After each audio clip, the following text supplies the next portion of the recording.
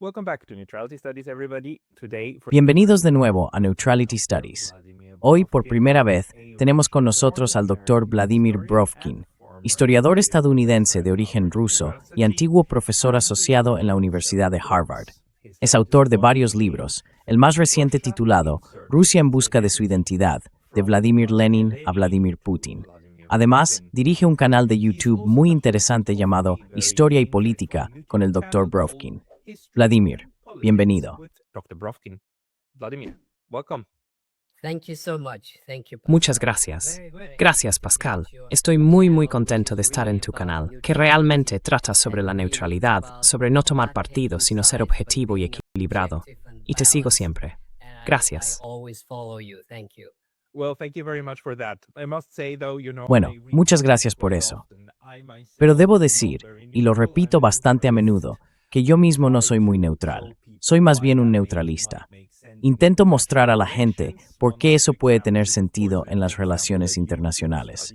Uno de los ejemplos, por supuesto, es un tema que tú has estudiado mucho, Ucrania y la periferia de Rusia.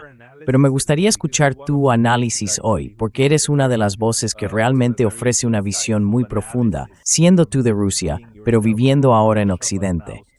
¿En qué punto estamos en la relación de Occidente con Rusia?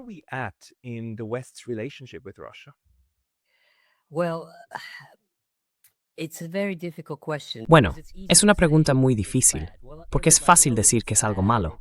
Claro, todo el mundo sabe que es malo, y puede que empeore. Sin embargo, la razón por la que me cuesta decir que es malo es porque la gente en Europa no siente odio hacia Rusia. Y yo vivo en Europa, vivo en Francia. Sí, la gente está preocupada y molesta por la guerra actual, y muchos sienten simpatía por los ucranianos. Yo también, claro.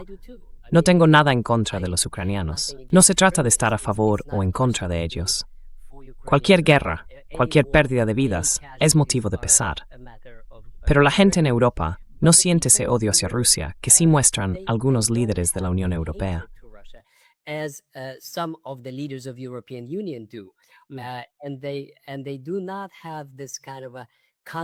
Y no tienen esa actitud condescendiente de los rusos son inferiores. No la tienen. Sobre eso, déjame comentar algo. Di una conferencia en Alemania y además estudié allí. Hablo alemán y tengo amigos alemanes, así que conozco bastante bien Alemania. He estado en todos los rincones del país y no creo que haya odio hacia Rusia entre los alemanes.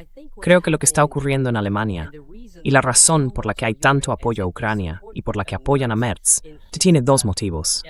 Uno es que en los años 80 la sociedad jamás sufrió sin culpa.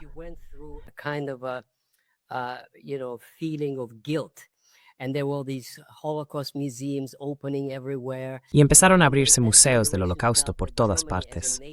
Y esa generación sentía que Alemania, como nación, era culpable de los crímenes de la era nazi. Ahora, de repente, podían decir, oye, no somos los únicos. Los rusos también lo están haciendo. ¿Haciendo qué? Luchando contra Ucrania. Y cuando se exageran todas esas imágenes, cuando ves casas ardiendo, eso hace que muchos alemanes piensen, no somos los únicos malos del barrio. Esa es una de las razones por las que creen que ahora es el momento de culpar a Rusia. Y muchos estudiantes con los que hablé sienten esa rabia, porque se identifican con los civiles que, según ellos, están sufriendo.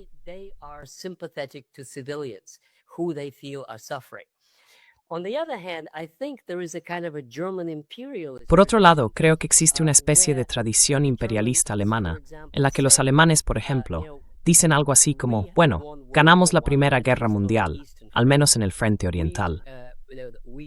En aquel momento, demostramos a los rusos una especie de orgullo alemán, que no somos solo los perdedores de la Segunda Guerra Mundial.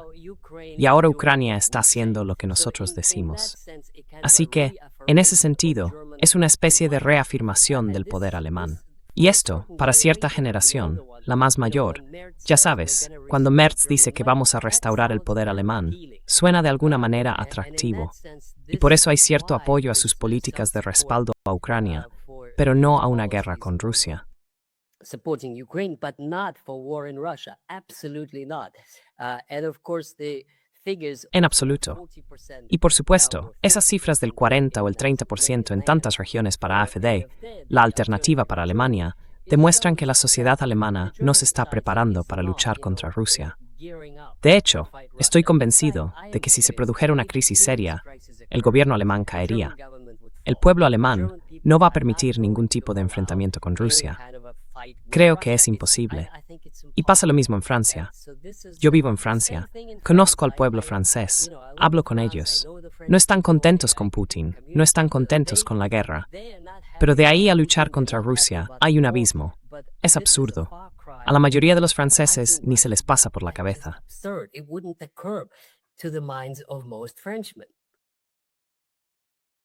Hey, just a very quick note. The best way to support this channel is by signing up for my free Substack. You can also help with a paid subscription there, or you can get some of our new merch on neutralitystudies.com. Links below.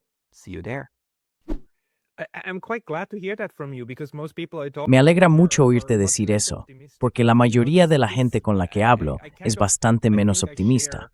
Pero sabes, creo que comparto tu sensación de que en la población general, en la mayoría de los ámbitos, no hay un odio arraigado hacia los rusos a nivel personal. La diferencia, sin embargo, está, al menos en mi opinión, en cómo se analiza la percepción que tiene la gente sobre el liderazgo ruso, al que se culpa de gran parte de la guerra que está ocurriendo en Ucrania. Y luego está el otro lado, claro, el de las élites dentro de los círculos políticos y mediáticos, que sinceramente, en muchos países europeos difunden una de rusofobia, incluyendo estereotipos muy negativos sobre Rusia y los rusos.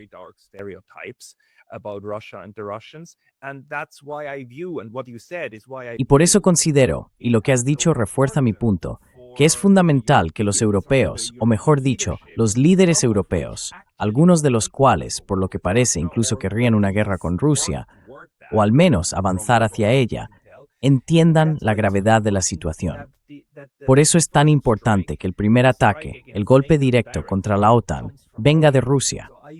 Yo interpreto muchas de sus acciones como intentos de provocar a Rusia para llevar este conflicto, que ya es una guerra europea, a su siguiente fase. Pero, ¿cómo ves tú esta escalada actual? Porque ataques contra el corazón de Rusia, ataques con drones y otros medios sobre Moscú, fabricados en Europa, habrían sido impensables durante la Guerra Fría. Y ahora se han vuelto algo habitual. Yo lo veo como una forma de convencer a la opinión pública de que, mirad, siempre os dijimos que los rusos atacarían, y efectivamente atacaron.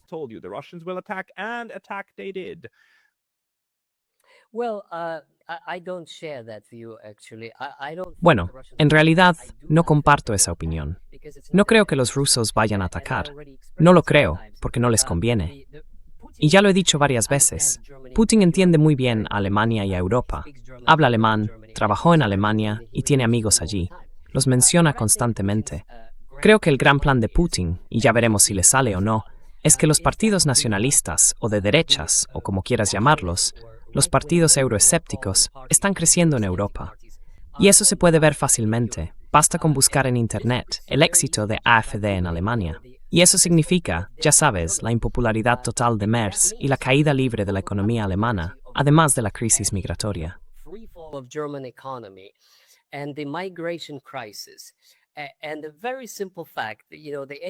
Y el hecho muy simple de que, ya sabes, la AfD diga, no vamos a ser solo amigos de Rusia. Lo único que queremos son relaciones normales y poder comprar gas ruso, porque lo necesitamos. Y es absurdo negarlo, solo porque no nos gusta lo que hacen. No nos gustan muchas cosas que hace la gente, pero eso no significa que no podamos tener relaciones comerciales normales con ellos. Por eso, creo que Putin, y en esto estoy de acuerdo con él, creo que tiene razón, en una estrategia a largo plazo. Piensa que los que odian a Rusia acabarán perdiendo las elecciones, primero en Alemania y muy probablemente en Francia el año que viene, porque Macron está totalmente desacreditado. No solo cae mal, es que se le desprecia, se le ridiculiza, ha perdido por completo toda su credibilidad. Y esto no es por su política exterior, sino por lo que está ocurriendo en Francia.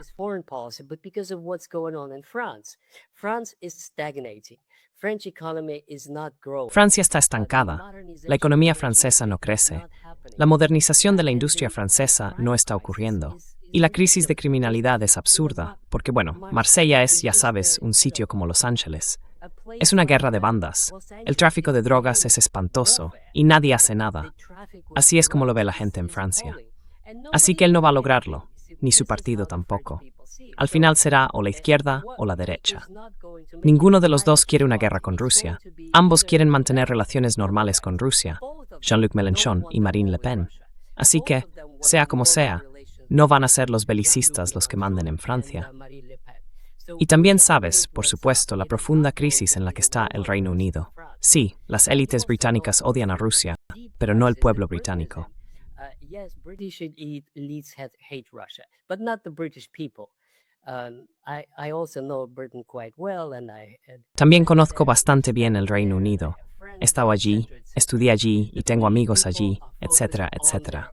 Los británicos están centrados en sus propios problemas y tienen problemas muy serios, con la migración, con la desindustrialización, con la crisis política, con un sistema político que no funciona, con los partidos políticos, donde la mayoría se lo lleva todo, y así sucesivamente. Así que no creo que la prioridad de los británicos sea luchar contra Rusia. Y aunque quisieran hacerlo, no tienen con qué luchar. No tienen barcos modernos, no tienen un ejército moderno, no tienen fuerza aérea, nada. De verdad, militarmente, los británicos están en el punto más bajo de su historia, si es que alguna vez fueron tan débiles.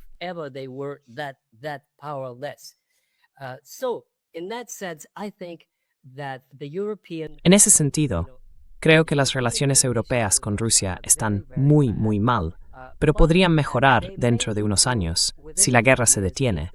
Sea como sea, ya sea por una victoria rusa o por un compromiso y un acuerdo aceptable para Rusia. Así que en realidad eso no me preocupa en absoluto. Las relaciones con Estados Unidos, en cambio, me parecen mucho más peligrosas que las de Europa. Porque en Estados Unidos, el Partido Republicano y todo el Partido Demócrata odian a Rusia. Las élites odian a Rusia. Las élites judías odian a Rusia. Y muchos halcones de guerra dentro del Partido Republicano odian a Rusia. Y la odian en el sentido de que piensan, somos los número uno, podemos hacer lo que queramos. Trump repite constantemente que son la potencia más fuerte. Ya no lo son, pero siguen engañándose a sí mismos creyendo que lo son.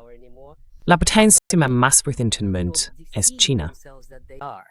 The strongest military power on earth is China, and after that is Russia. Y después de eso está Rusia. Y solo después los Estados Unidos. Pero los chinos están ahí, en silencio, sin mostrar lo que tienen. La única vez que lo enseñaron fue en su desfile militar. El nivel de tecnología que poseen es increíble. En fin, lo que hace que la situación con Estados Unidos sea peligrosa es que Trump los está conteniendo, intentando hablar con Putin, intentando fingir que hay algún tipo de normalización. Pero no hay ninguna normalización. Y lo que ocurra después de Trump es totalmente impredecible. Podría bastar una pequeña crisis para que todo se descontrole rápidamente, por Cuba, por Venezuela. Solo la paciencia de Vladimir Putin ha salvado al mundo de otra crisis de los misiles de Cuba. Y con Irán, hay al menos 3 focos que podrían estallar en cualquier momento, porque los 3 son aliados de Rusia. Y es solo la paciencia de Putin la que los mantiene bajo control, en un nivel manejable.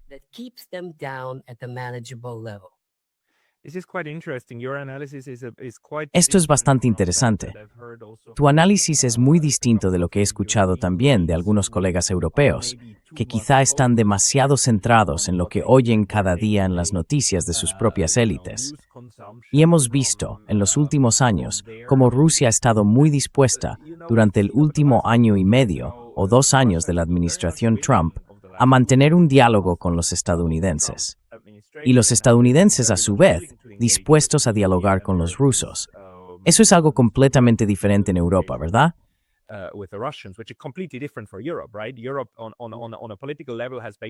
Europa, a nivel político, lleva básicamente 4 años intentando, por así decirlo, acabar con Rusia mediante el silencio, como dirían los japoneses.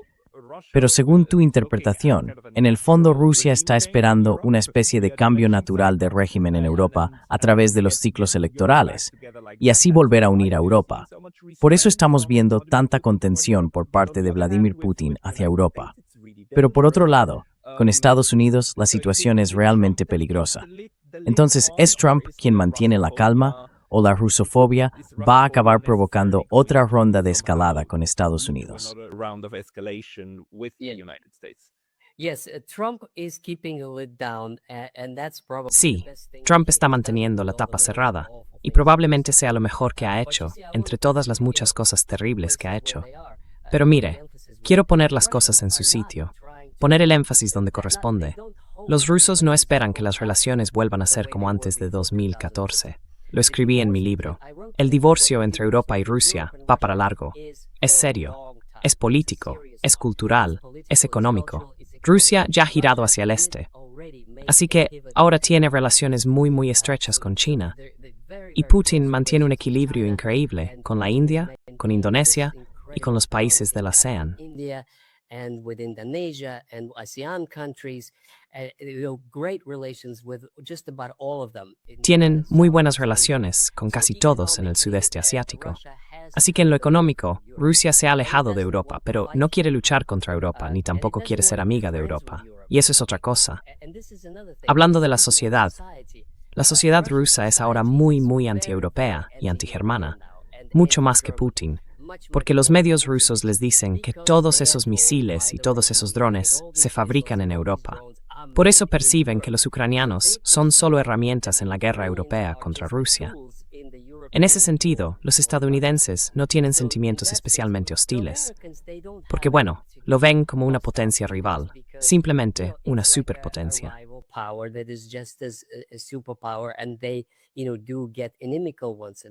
Y ellos, bueno, a veces se ponen bastante hostiles. Así que desde ese punto de vista, el establishment político ruso es muy antiestadounidense. Se ve claramente en todos los programas de debate y en los medios que nunca se puede confiar en Estados Unidos, que Estados Unidos es imperialista, que es belicista.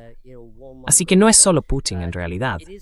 Si miras lo que dice Medvedev o lo poco que dice Gerasimov y prácticamente cualquiera de los demás, es un discurso fascista. Hay una desconfianza enorme hacia Estados Unidos. Y desde ese punto de vista, esta es una relación mucho más peligrosa a largo plazo.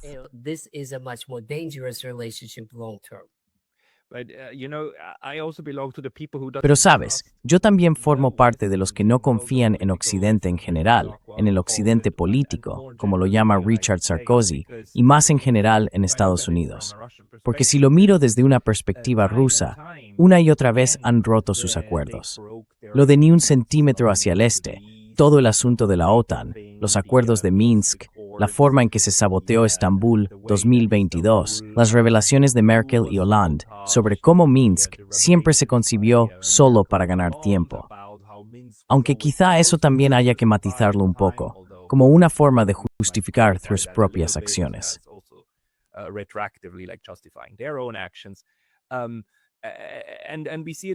Y lo vemos con Irán, ¿verdad? Como Estados Unidos sigue rompiendo los acuerdos que firma, y sigue firmando acuerdos solo para romperlos después, para adormecer al otro, hacerlo bajar la guardia y luego golpear en el momento justo. Así que hay un patrón, y Vladimir Putin lleva ahí desde 1999, ¿no? Fue el primero en llamar a George Bush hijo después del 11 de septiembre y decirle, mira, estamos con vosotros. Pero todo eso no sirvió de nada. Todo eso nos llevó a esta escalada en la que estamos hoy. ¿Cómo crees tú, o según tu análisis, cómo influye esa experiencia en la forma en que Rusia toma sus decisiones?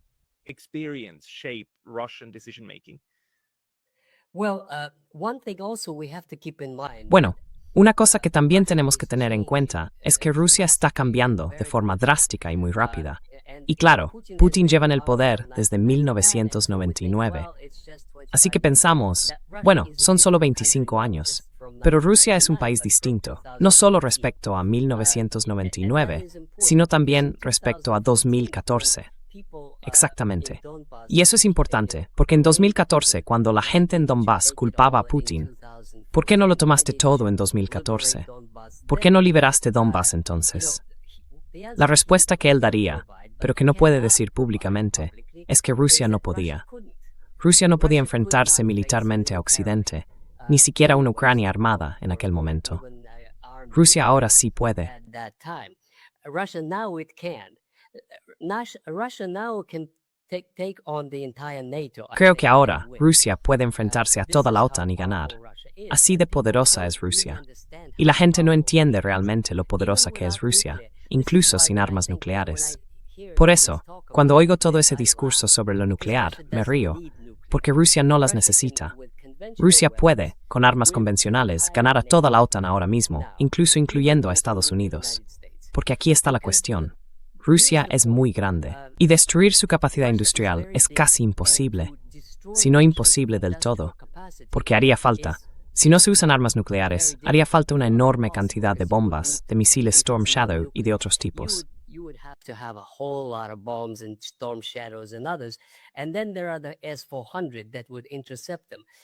Y luego están los S-400, que los interceptarían. Además, están repartidos por un territorio enorme.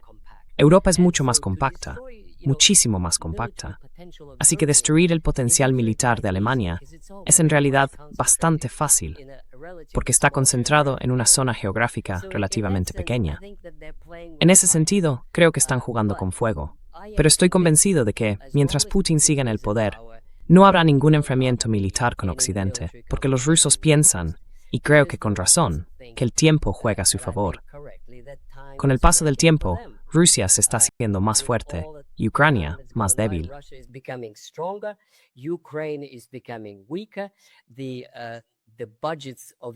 Los presupuestos de los países europeos están estancados y por eso están malgastando miles de millones una y otra vez en una causa que no se puede ganar.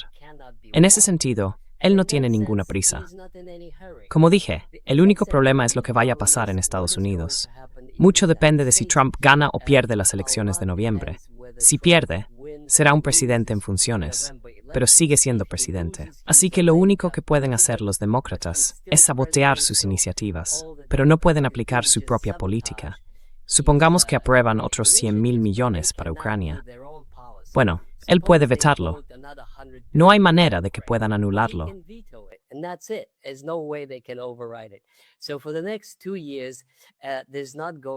Así que durante los próximos 2 años no va a haber una gran implicación de Estados Unidos. Otro factor, como dicen los politólogos, una variable o un elemento impredecible, es lo que pueda pasar con Irán. ¿Trump será tan imprudente como para lanzar una invasión a gran escala? No. Bueno, en mi opinión, si lo hiciera, Estados Unidos perdería. Y no solo perdería esa guerra, sino también su estatus como gran potencia. Es simplemente imposible vencer a Irán. Porque para ganar hay que invadir. Y para invadir necesitas un ejército de unos 2 millones de soldados, con todo el apoyo logístico, y además tienes que ocupar el país. No puedes simplemente lanzar en paracaídas, digamos, una división y tomar Teherán. Eso no va a funcionar, porque los rodearían y los eliminarían a todos. Así que ganar militarmente y provocar un cambio de régimen es prácticamente imposible para Estados Unidos.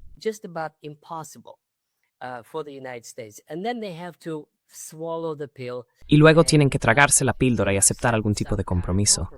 Pero, viendo la retórica y el orgullo herido de Trump y de toda su élite, eso no parece probable. No van a tragárselo así como así. Van a seguir luchando, de una forma u otra. Y eso significa que el conflicto continuaría, y también que no se van a involucrar con Rusia, porque no son tan ingenuos como para meterse en 2 guerras al mismo tiempo. Mira, el problema de las élites estadounidenses, creo yo, es que sobreestiman el poder de Estados Unidos. De verdad piensan que siguen siendo lo que eran hace 50 años, los número 1. Pero los tiempos cambian. China es ahora una superpotencia. No lo era cuando Putin llegó al poder en 1999.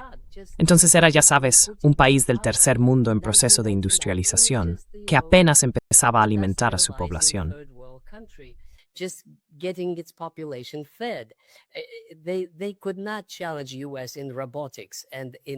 No podían competir con Estados Unidos en robótica, en armamento, en misiles, en nada de lo militar. No podían ni acercarse. Ahora sí pueden.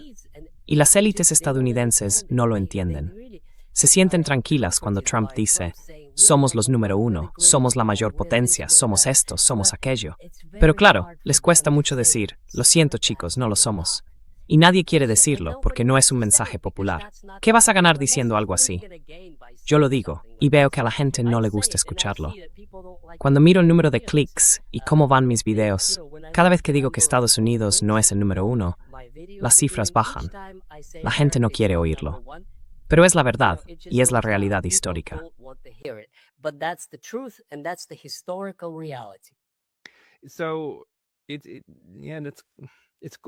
Es una forma bastante interesante de ver la dinámica del poder.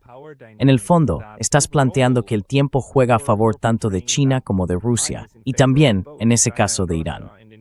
Y que incluso si Estados Unidos lo intentara, solo aceleraría lo inevitable, que tenga que encontrar su lugar entre las demás grandes potencias y entre las potencias regionales. De hecho, la política exterior estadounidense es la que todavía no se ha adaptado a esa realidad. Sigue intentando actuar en todos los frentes al mismo tiempo, como si estuviéramos en los años 60, y la diferencia de poder fuera enorme. Exactamente. Pero, ¿qué implica eso?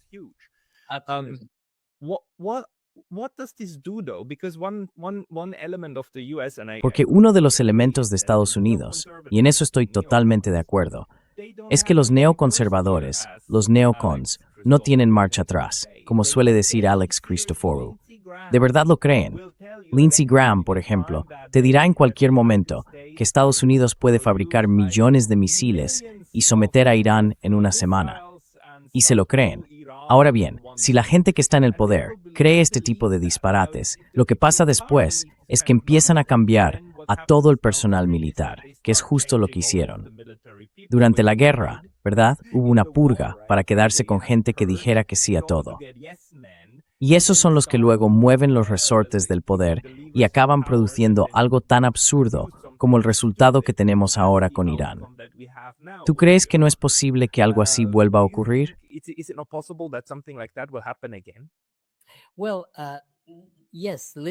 Bueno, sí, Lindsey Graham y otros, y hay muchos, muchísimos más, viven en ese mundo de fantasía en el que Estados Unidos sigue siendo el número 1 y Trump lo repite una y otra vez por pura popularidad. Pero en Estados Unidos hay profesionales militares, en el Pentágono, y cuando yo era profesor en Harvard, siempre me invitaban a todo tipo de conferencias, incluso con analistas de la CIA. Y allí hay muchísima gente muy inteligente, muchísima. Algunos de ellos incluso tienen ahora sus propios programas, ya como analistas retirados. Larry es uno de ellos. Así que saben perfectamente cuáles son los límites del poder estadounidense. Lo saben muy bien. Además, todo depende de hacia dónde vaya la situación. It all depends which way it's going to go. It seems like if we want to talk about American politics, Parece que, si queremos hablar de la política estadounidense, si el ala de J.D. Vance dentro del Partido Republicano gana, sería algo positivo, porque no sería beligerante. Su postura es América primero y nada de guerras en el extranjero. Así que sería una posición en la que Estados Unidos tendría que mirar hacia adentro. Y hay muchísimas cosas que mejorar en el país. Las infraestructuras, los puentes que se están deteriorando, los ferrocarriles, todo tipo de cuestiones. Y así sucesivamente. Así que si ganan, sería un tipo de Estados Unidos distinto, más después de un papel socio con China y con Rusia.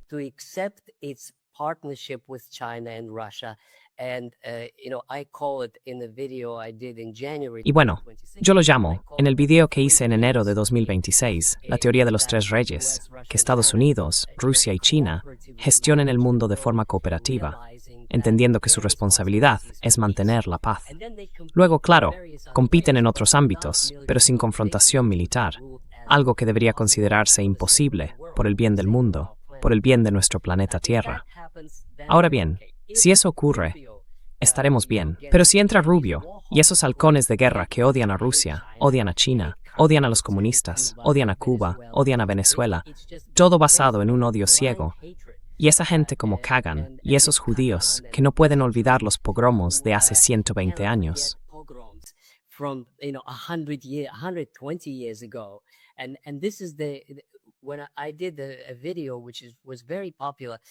Cuando hice un video que fue muy popular, se titulaba ¿Por qué las élites estadounidenses odian a Rusia? Y mucha gente me escribió en los comentarios diciendo que era por el lobby judío, el lobby pro-israelí, que odia a Rusia, por naturaleza, porque sus padres y abuelos les contaron que se marcharon de Rusia por los pogromos. Así que ahora ese tipo de odio ha vuelto. Claro, uno podría recordarles que los propios rusos también sufrieron a manos de algunos de esos que odiaban. La Checa estaba compuesta en su mayoría por judíos, y los judíos vivían muy bien en la Unión Soviética. Tenían todos los derechos, y muchos de ellos trabajaron en la administración de Stalin, y así sucesivamente. En fin, es un tema complicado y distinto. Pero lo que quiero decir es que la política en Estados Unidos es impredecible.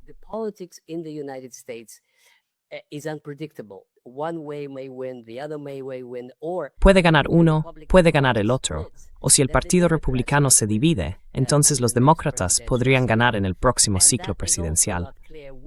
Y tampoco está claro qué tipo de demócratas serían, los de izquierdas, los de corte socialista, o los halcones superconservadores como Biden. La política estadounidense es bastante interesante porque sigue siendo impredecible. Aún hay muchas formas en que puede desarrollarse en los próximos 2 años. Y por eso, creo, Putin va a mantener esa fachada de buenas relaciones con Trump. Y es una fachada. Putin es lo bastante inteligente como para entender que no se puede confiar en Trump. No se puede confiar en ninguno de esos líderes occidentales. Pero hay que hacer que parezca que se habla de posibles acuerdos, de posibles escenarios, mientras no conduzca a una gran guerra. Eso es todo.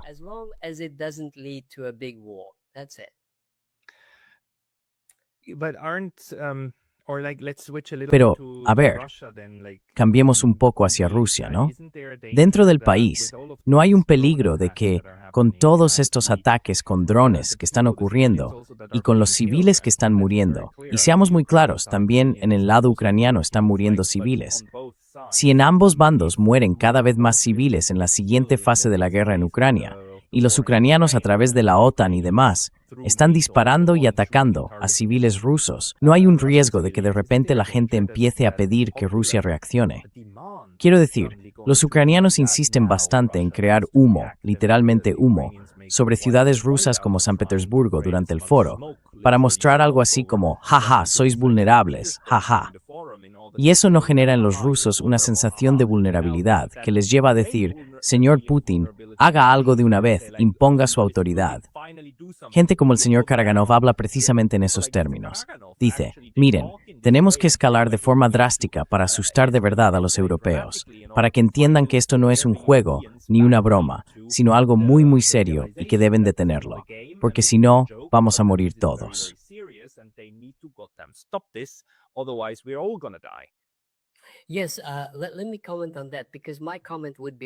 Sí, déjame comentar sobre eso, porque mi punto de vista sería un poco distinto al de tus otros invitados. Por un lado, sí, tienes razón. Hay presión sobre Putin para actuar, y está actuando. Hace unas semanas hice un vídeo que se llamaba Ve despacio, sobre la forma en que Putin estaba llevando la guerra, que era realmente muy, muy, muy lenta. Y hay razones para eso. Pero ahora ha cambiado. Y hay muchísimos vídeos que muestran, incluso entre los que has invitado, que Rusia está preparada. Ahora avanza con mucha más energía. Esto es, en cierto modo, una respuesta a esos ataques con drones. Así que déjame repetir lo que dije. Cuanto más caos provoquen los ucranianos, más decididos estarán los rusos a avanzar más rápido y golpear con más fuerza.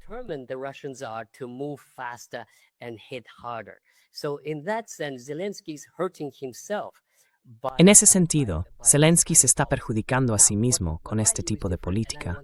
Ahora bien, mi punto de vista es distinto, y quiero subrayarlo para tu audiencia. Los rusos no se van a asustar porque mueran 5 personas aquí, o 10 allá. No, porque los rusos recuerdan los años 90. Y en los 90, una mujer podía ser violada en el portal de un edificio, y a nadie le importaba. Y si llamabas a la policía estaba compinchada con la mafia. Era una situación de total falta de ley, una ola de crimen peor que la que hay hoy en Marsella. Así que los rusos no se asustan porque un misil caiga y golpee un bloque de pisos, uno entre 1 millón en Moscú.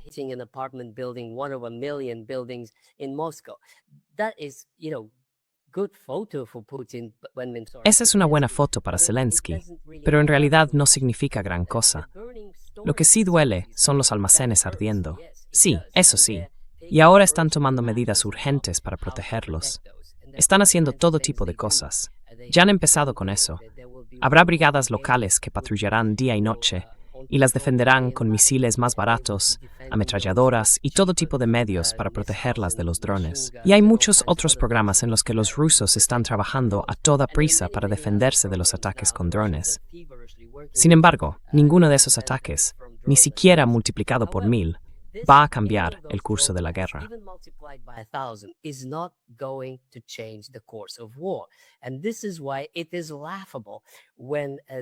Y por eso resulta ridículo cuando la prensa británica dice, han atacado un almacén en Kuibyshev, o no sé, en Voronezh.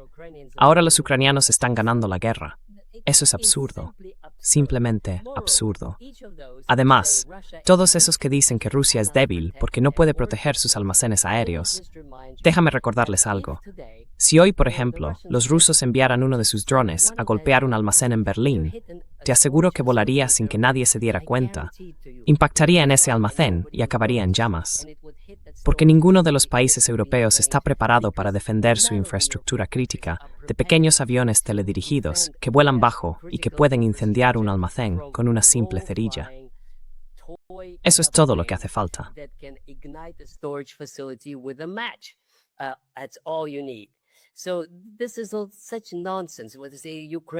Todo esto es un disparate. Ucrania es fuerte porque puede prender fuego a un depósito de petróleo. Cualquiera puede hacerlo. Solo hace falta tirar una cerilla encima y ya está, arde.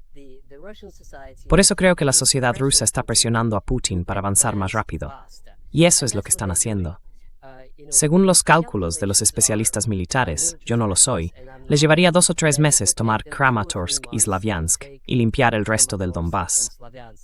Sería algo enorme, porque son ciudades fortificadas, con búnkeres de hormigón construidos durante 10 años. Así que la gran pregunta es, en realidad, ¿qué pasa después?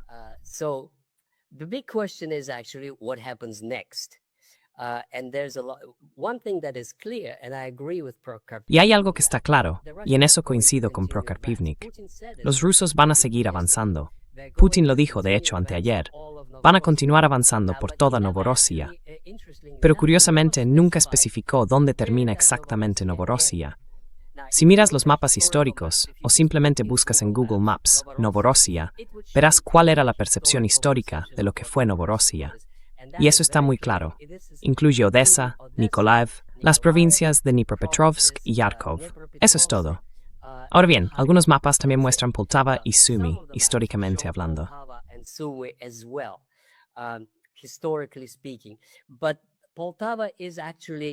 Pero Poltava es en realidad, históricamente hablando, Ucrania, aunque allí se habla una especie de mezcla entre ruso y ucraniano. No es el ucraniano puro que se oye, por ejemplo, en torno a Zhytomyr o Vinnytsia, en el centro del país. Así que se pueden trazar las fronteras de lo que fue históricamente la llamada Nueva Rusia. Déjame añadir algo sobre esto. Uno de mis libros trata sobre la guerra civil rusa. Pero de hecho, la mayor parte de la guerra civil rusa en el sur tuvo lugar en el territorio de la actual Ucrania. Allí estaban los blancos y los rojos. Y también había, ya sabes, ucranianos, que se autodenominaban bandas insurgentes ucranianas. Y fueron ellos quienes expulsaron a los franceses y a los británicos de Odessa en 1919.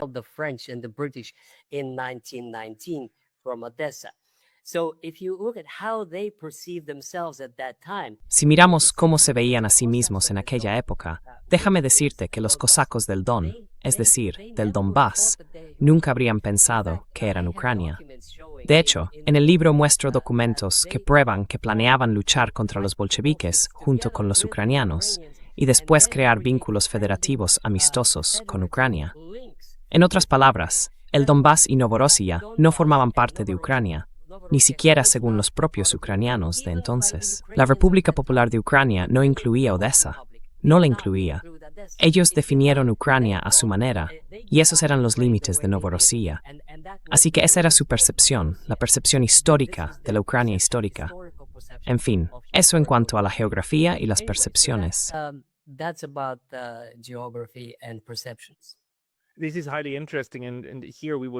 Esto es muy interesante.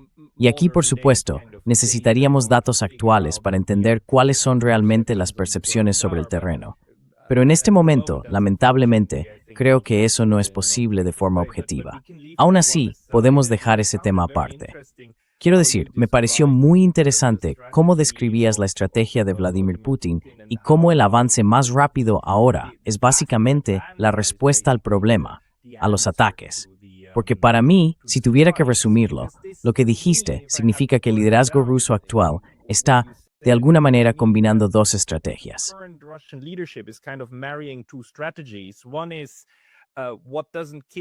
Una es que lo que no te mata te hace más fuerte. Así que, si siguen atacándonos, lo que haremos será aprender a interceptar los drones y todo lo demás. Y lo haremos mientras al mismo tiempo seguimos la idea de oculta tu fuerza y espera tu momento. Es decir, vamos a seguir aumentando nuestra capacidad industrial y asegurarnos de que si algún día la situación se pone realmente seria, podamos tener una fuerza abrumadora.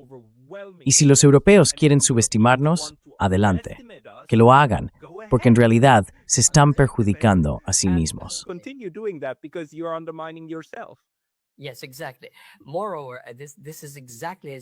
Sí, exactamente. Además, es tal como dices, porque he oído en algunas discusiones que los rusos están haciendo un gran esfuerzo por multiplicar la producción de misiles Kinzhal y de todo tipo de misiles hipersónicos. Y esa es una de las mayores ventajas que tiene Rusia frente a Estados Unidos y frente a los fabricantes occidentales. Déjame explicarlo así. Todo el mundo sabe que los misiles estadounidenses son carísimos. Por ejemplo, un Storm Shadow, la última vez que lo miré, costaba unos 2,5 millones. ¿Por qué son tan caros? Pues son tan caros porque todo es caro. La mano de obra es cara.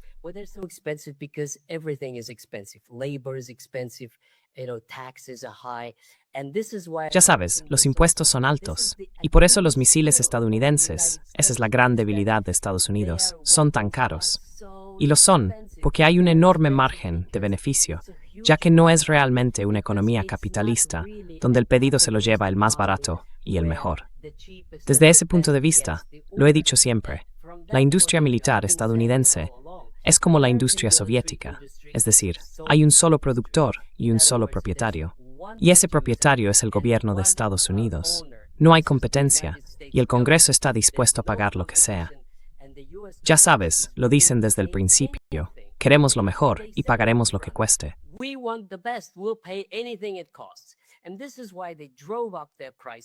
Y por eso subieron los precios hasta un punto en el que resulta imposible producir en masa. Por eso hay una crisis de misiles Patriot, porque son demasiado caros de fabricar y porque no quieren producirlos en grandes cantidades. Si lo hicieran, saldrían más baratos. Pero su objetivo no es armar a su país para una lucha patriótica contra todos sus enemigos. Su objetivo es ganar dinero, y ahí está el problema. En cambio, en Rusia no existe ese tipo de capitalismo que hay en Occidente. Es más bien lo que yo llamo el sistema político y económico tradicional ruso, el mismo que existía en tiempos de Pedro el Grande.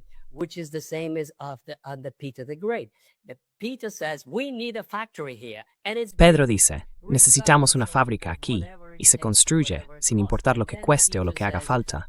Y luego Pedro dice, necesitamos una flota. Entonces los rusos construyen la flota y vencen a los suecos. Y ahora pasa lo mismo. Putin dice, necesitamos producción en masa de Iskander. Hacedlo. Y luego Medvedev se encarga y lo van a hacer. Así es como funciona. Por eso en ambos casos el coste no importa. Pero en el caso estadounidense, el coste no importa porque quieren ganar mucho dinero.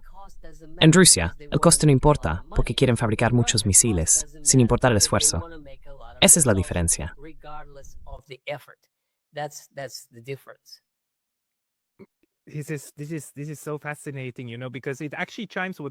Es muy interesante, ¿sabes? Porque encaja bastante con lo que también me comenta Greg Mello, que sigue muy de cerca el complejo industrial nuclear en la costa oeste de Estados Unidos.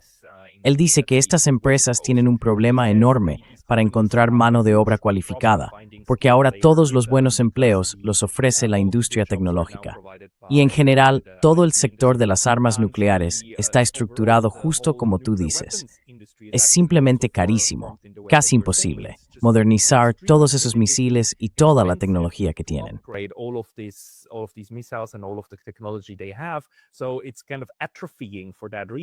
Así que por ese motivo está como atrofiándose. Además de que toda la base industrial se ha vaciado y Estados Unidos está perdiendo la capacidad real de producir eso. Y lo estamos viendo ahora, se han quedado sin misiles. Es decir, tuvieron que trasladar misiles desde Asia Oriental para enviarlos a Asia Occidental, con el fin de intentar al menos defenderse de lo que venía de Irán y proteger a Israel, aunque eso tampoco está funcionando. Así que estamos viendo el final de esa supuesta capacidad infinita de Estados Unidos, ¿verdad? En cierto modo, Rusia ahora. ¿Crees que están esperando activamente a que esa realidad se asiente y obligue a un cambio en la política exterior estadounidense? Yes, I think so. But let me give you just two Sí, examples. sí, creo que sí. Pero déjame darte solo 2 ejemplos. Mientras hablabas, pensé en ellos, y suelo mencionar este. Sabes, el caza F-35 creo que se vende en el mercado mundial por unos $135 millones. Ahora bien, si miras el Su-57, que es el mejor avión ruso, comparable, algunos dicen que incluso mejor, pero al menos está en la misma categoría, se vende a la India por 35 millones. 35 frente a 135. Eso demuestra que los rusos pueden fabricar equipos igual de buenos o mejores por una fracción del precio. Ahora, el propio Trump dijo que Estados Unidos ya no fabrica astilleros, que no construye barcos, que tienen que reactivar eso. En cambio, Rusia ha terminado varios submarinos nucleares de primera clase en los últimos años y sigue construyendo barcos.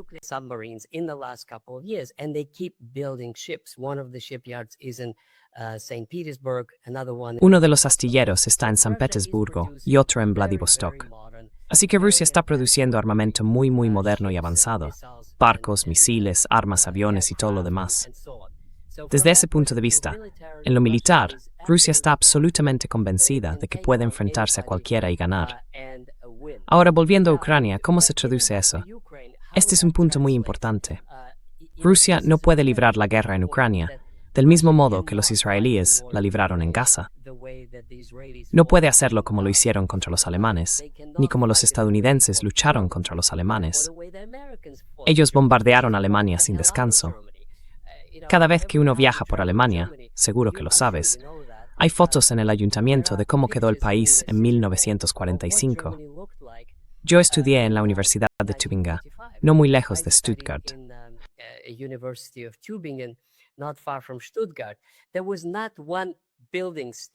En 1945 no quedaba ni un solo edificio en pie en Stuttgart. Todo había sido arrasado por la Real Fuerza Aérea Británica y por los estadounidenses. Así que los rusos no pueden bombardear de la misma manera. A pesar de las imágenes que se ven hoy en televisión, si los rusos lanzaron 600 misiles y drones sobre Kiev y murieron 20 personas, eso significa que son terriblemente ineficaces, porque es menos de una persona por misil. Atacan infraestructuras militares, lo hacen de noche. Si quisieran matar al mayor número posible de trabajadores ucranianos, habrían atacado de día. Pero lo hacen de noche para degradar y destruir la capacidad militar de Ucrania para hacer la guerra. Eso es lo que está haciendo Putin. Y eso me demuestra 2 cosas, según su último discurso. Rusia no quiere ocupar ni incorporar toda Ucrania. No quieren a esos tipos neonazis, ya sabes, los del batallón Azov, los de bandera, comandan rusos.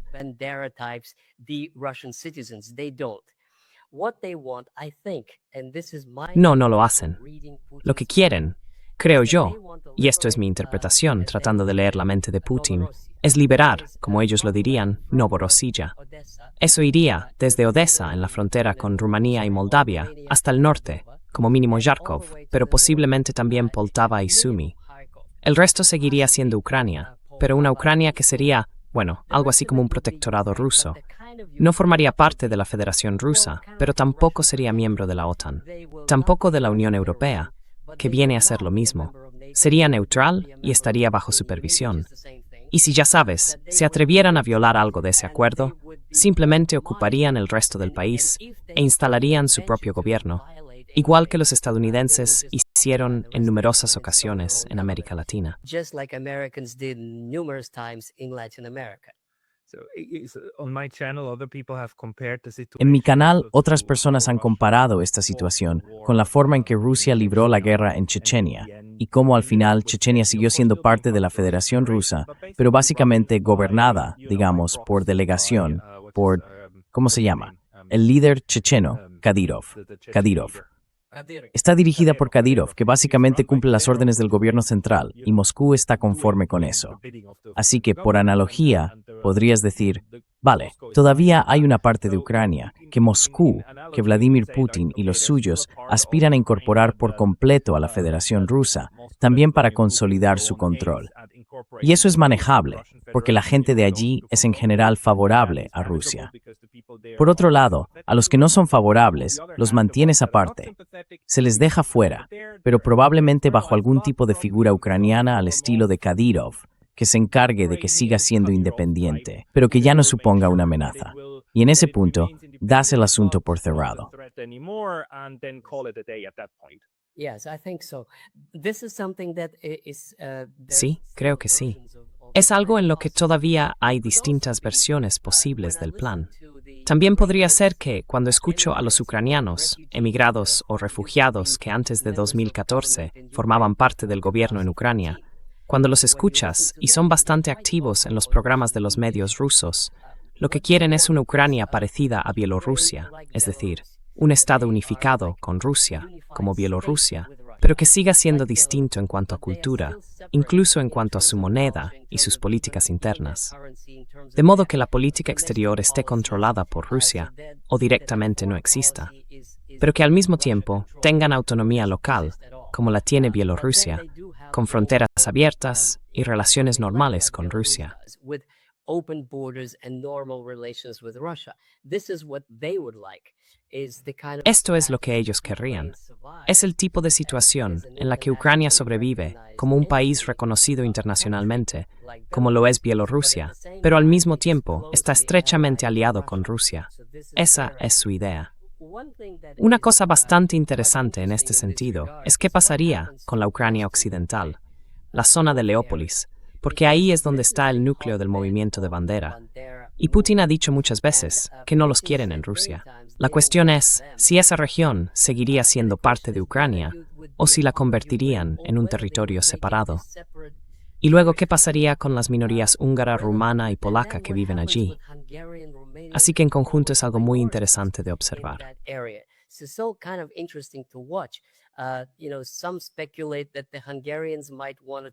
Sabes, algunos especulan que los húngaros podrían querer recuperarlo. Es una zona muy pequeña, minúscula. Pero aún así, allí viven 500,000 de húngaros. Y Chernivtsi solía pertenecer a Rumanía. Así que es interesante. ¿Qué va a pasar en esa región? Desde luego, no forma parte de la Federación Rusa. Pero si van a dividirla o a crear un Estado independiente, no lo sé. Pero con todo este debate, déjame subrayarlo, Pascal. Rusia va a ganar esta guerra. La cuestión es simplemente qué forma tomará después, en relación con las distintas partes de Ucrania y con los europeos.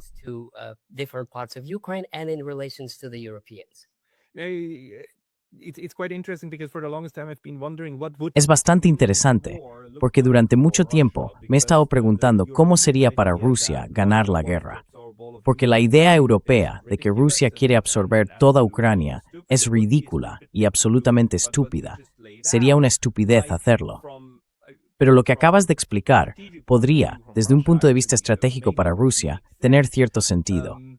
Porque lo que quede de la Ucrania occidental va a estar en una situación muy complicada. Ya lo estamos viendo ahora en la relación con Polonia. Y con los europeos tampoco va a ser precisamente una relación de amor y cariño.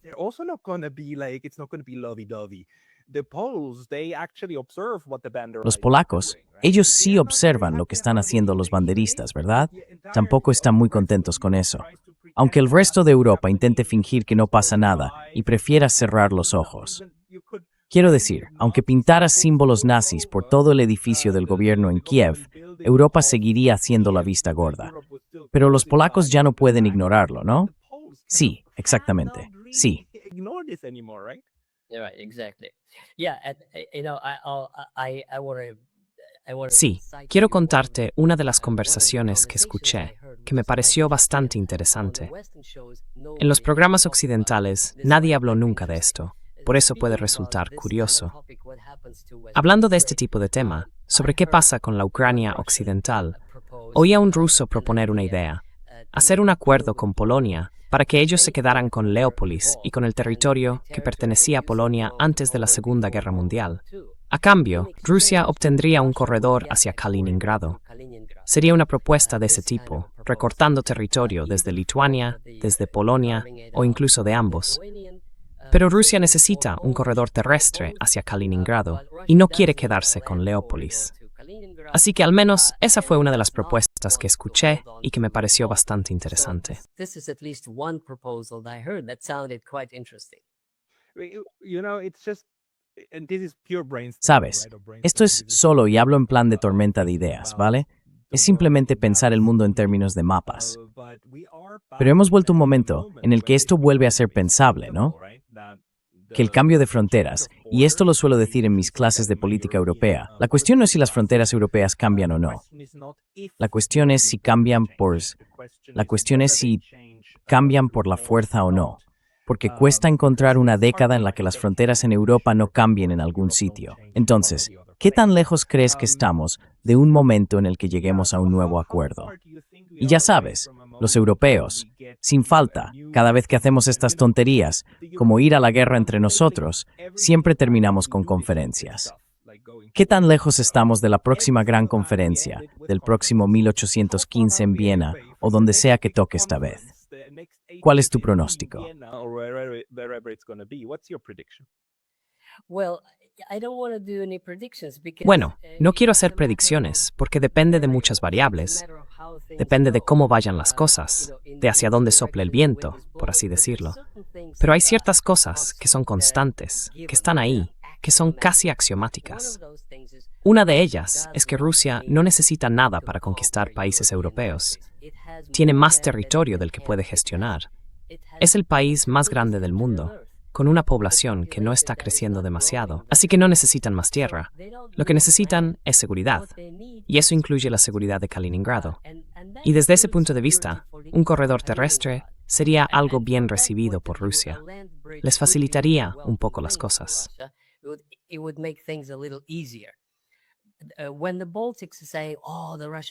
Cuando los países bálticos dicen, oh, los rusos van a invadirnos, puede que sí, pero no por el territorio. Podría ser porque la mitad de la población de Letonia son hablantes de ruso a los que se les han negado sus derechos. Así que podría pasar. Podría darse una situación en la que pensaran, bueno, Letonia, queremos recuperarla.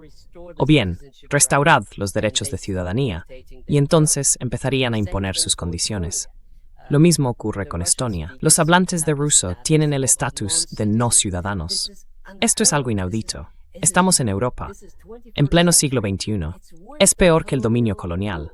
Yo viví en Marruecos, y era así.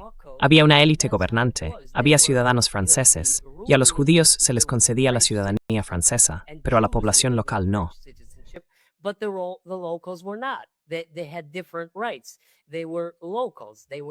Tenían derechos distintos, eran gente local, y se les trataba como tal. Y así es como los estonios están tratando a la minoría rusa, aunque en Narva son mayoría, una mayoría compacta. Así que si Rusia ganara la guerra en Ucrania, no me sorprendería del todo que dijeran a los estonios, o les dais derechos de ciudadanía, o entramos para liberarlos. Ese tipo de cosas pueden pasar, pero Rusia no necesita fuerzas de ocupación, no necesita ir a Berlín, no necesita nada de eso. Están mucho más centrados en hacer que Rusia vuelva a ser grande, y en realidad en ponerse al día, no ya con Estados Unidos, sino con China, porque China industrialmente está más avanzada que Rusia.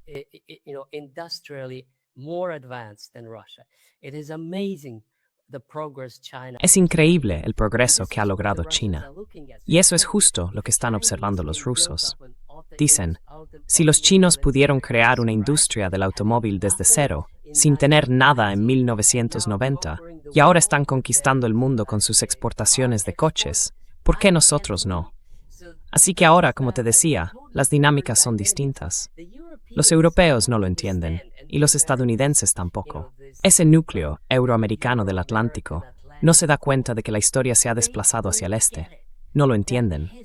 Los chinos están fabricando mejores coches, mejores máquinas, mejores productos en general, o al menos tan buenos como los alemanes y los estadounidenses. Y por eso los rusos están en esa posición tan singular que, según ellos, Dios les ha dado.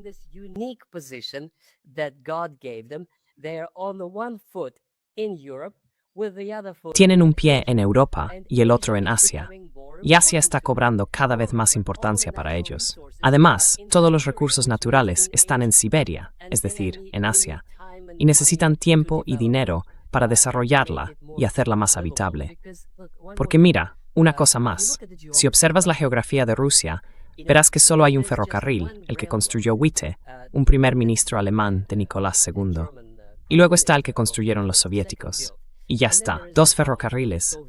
Esa enorme Siberia, que es el doble de grande que Estados Unidos, está llena de recursos, de petróleo, de todo. Así que necesitan mucha energía y mucha gente que se traslade allí para desarrollar Siberia, que sigue siendo un gigante dormido.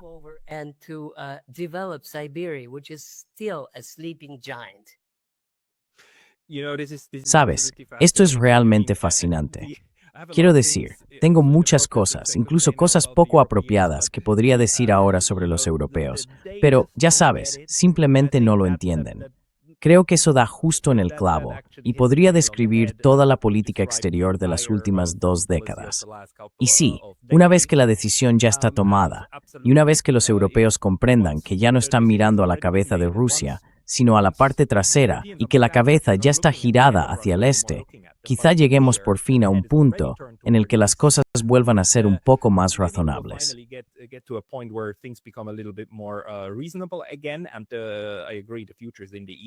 Y estoy de acuerdo, el futuro está en el este. Rusia es enorme. Empieza aquí mismo, en Vladivostok, justo otro lado del mar, y termina allá, no muy lejos de donde estás tú. Así que ya veremos hacia dónde va todo esto. Mientras tanto, para quienes quieran seguir tu trabajo, por supuesto, les recomendaría que busquen tu canal de YouTube, que encuentren tu libro. ¿Hay algún otro sitio donde la gente pueda ir para conocer tu trabajo?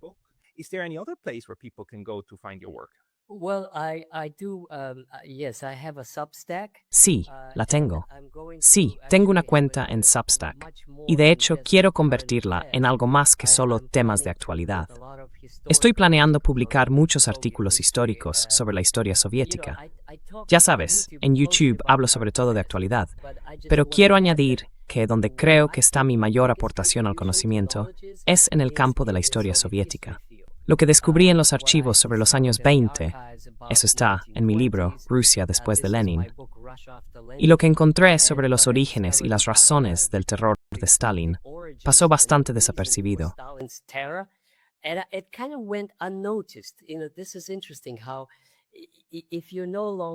Es curioso cómo, cuando ya no estás en el centro de la profesión, simplemente te ignoran. Pero creo que tengo una interpretación original sobre por qué ocurrió el Gran Terror y por qué Stalin atacó a los campesinos. Y luego hay muchas otras cosas. Algunas están en mi último libro, De Lenin a Putin, pero eso es algo que desarrollaré más en Substack. Es fácil encontrarme allí, solo hay que poner mi nombre y aparecerá. De vez en cuando publico algo en Twitter, algunas reflexiones sobre la actualidad, pero sobre todo estoy en YouTube y en Substack. But mostly it's YouTube and Substack. Qué bien saberlo. Por favor, todo el mundo, echad un vistazo a Vladimir Brovkin. Y solo un dato curioso más, la historia no ha terminado. No solo vivimos nueva historia cada día, también hay muchísima historia que aún no se ha descubierto.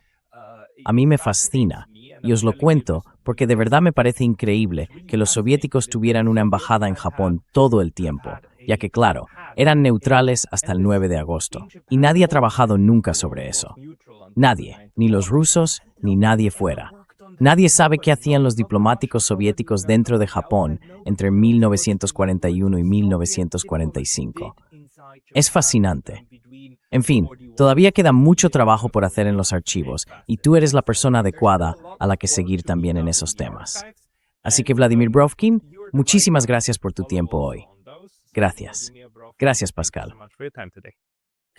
Thank you, Pascal.